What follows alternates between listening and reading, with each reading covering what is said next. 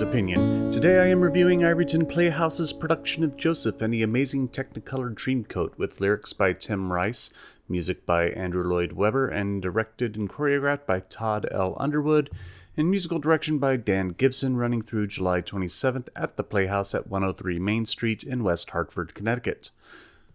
Open every door to me by becoming a patron over on my Patreon page for as little as $1 a month, where you can support this channel and my classic cinema podcast, Yesterday's Matinee. Patrons get early access to the latest episode of the podcast, as well as previews of latest episodes. As of the posting of this review, there is an interview with TheatreWorks Hartford's artistic director, Rob Ruggiero, about their upcoming 40th season, which patrons also have early access to. Links to my Patreon and podcast pages are in the description. It's been 27 years since I last experienced Andrew Lloyd Webber and Tim Rice's first collaboration, Joseph and the Amazing Technicolor Dreamcoat. That was a college production in Kansas in which I starred as the titular Joseph. Aside from its low budget and casting hurdles due to a lack of men to play all the male roles, it was one of my favorite stage experiences. So I obviously was excited to see Ivoryton's production and had intended to have this for you about 2 weeks ago. Alas, I went to go see it, and a powerful storm hit southern Connecticut, knocking out power in much of the town, including the Playhouse, the night that I was going to attend. And then I went on vacation in LA for a week, so I wasn't able to see the show until this week, which I apologize for, and which is also a shame because this production was so delightful that I wish I was able to tell you to go see it sooner. Now, Joseph isn't Andrew Lloyd Webber's best musical, far from it. It's essentially a pastiche of musical numbers that depict passages of the book of Genesis and the Bible telling the tale of Joseph, here played by Kyle Dalsimer, the favored son of the 12 sons of Jacob, played by Al Bundonis. Gifted with a multicolored coat by his father, he is in the envy of his brothers. Things become worse when he starts having prophetic visions that seem to indicate that his brothers will one day kneel to him. Fueled by jealousy and hatred, his brothers abduct him and sell him off into slavery, telling Jacob that he was killed. Joseph is sent to Egypt, where things get worse as he attempts to find his freedom and maybe reunites with his father. The pastiche elements are songs of various styles that each tell a different element of the story, using styles like country and rock or calypso. These stories are all tied together with the use of a narrator, here played by Alana Saunders, who does an excellent job considering the broad vocal range of the part. She does have a little trouble on the low end, but when given freedom to move about and improvise vocally, she does a wonderful job. Underwood seems to have borrowed inspiration from Elton John's Aida, where the musical starts off in a similar vein, and also the latest Metropolitan Opera production of Verdi's Aida, which starts off with an archaeologist and his team descending into the Egyptian tombs and starts to build based upon what they discover in their expedition. Here, Underwood uses the narrator by having her play docent at a museum where she's giving a tour of Middle Eastern artifacts to 5 children. It gives the illusion of the children being immersed in the story as the narrator leads them from one scene to the next. For a musical that is overdependent on exposition by the narrator to forward the story, giving the narrator a, narrative, it allows more fluidity. The musical is designed for entertainment more than any kind of deep message.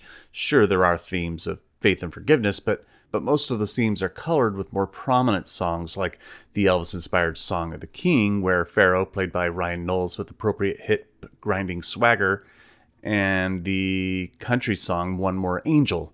They both have serious story elements of drought and death respectively, but they are played so comically that we're laughing through it all, which is the intent. The cast know their assignments and play their performances with measured degrees of almost vaudevillian panache.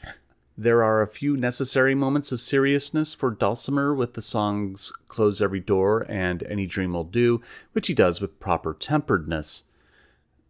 There are a couple odd choices, which aren't huge issues at all, but proper issues that make me wonder why this choice. One was having Jacob pretend his sheep's crook as a guitar a couple times, which just felt out of place with the character. Also, there's a lift from Godspell near the end of the show involving special handshakes, where if you think about the plot, probably shouldn't be there because the previous relationship between the characters involved wouldn't have allowed them to want to create those kind of handshakes. Also, and this isn't a critique of Ivoryton, but of Andrew Lloyd Webber and its part in the show's book, there doesn't need to be a lengthy curtain call recap of the show's songs in the Joseph Mega Mix, as it's called. It's a tedious padding of the runtime. Leave the audience wanting more, not feeling exhausted from being heavily encouraged to applaud an extra 8 minutes during what is essentially a prolonged curtain call. I like Cully Long's scenic design. The tiered stage levels allow visibility of the characters, considering how tight Ivoryton's stage is for the cast of more than 20 people. Though they add to the aesthetic of the show, I do wish the museum pieces, which are displayed on the far stage left and right sides, were somehow incorporated into the show as props for the characters to use at some point. I thought Sean Spina's costumes helped accentuate the fantasy of Underwood's vision. Now that Ivoryton has projectors, designer John Horzen is obviously having a lot of fun playing with the new equipment. I think some people may find he got a bit overzealous, but I think all the starbursts and colorful dashes of visual effects work in this instance, as the show is being seen through the fantasy of the children's eyes as the narrator tells her tale. There were some serious sound issues the day I was in attendance, though, with mic cues being dropped and feedback coming through at one point. This is a delightful production of Joseph and the Amazing Technicolor Dreamcoat. It's not one of Andrew Lloyd Webber's more exceptional shows, in my opinion, but I think Ivoryton captures the magic of it. But I am only one man's opinion, so be sure to leave yours in the comments below. If you'd like to see Joseph and the Amazing Technicolor Dreamcoat, I'll leave a link in the description where you can get tickets. Also in the description will be links to my Patreon and podcast pages, as well as my social media handles, where you can follow me and support my work. You can also support me by liking and sharing this video, subscribing to the channel, and clicking the notification bell to be alerted to future reviews.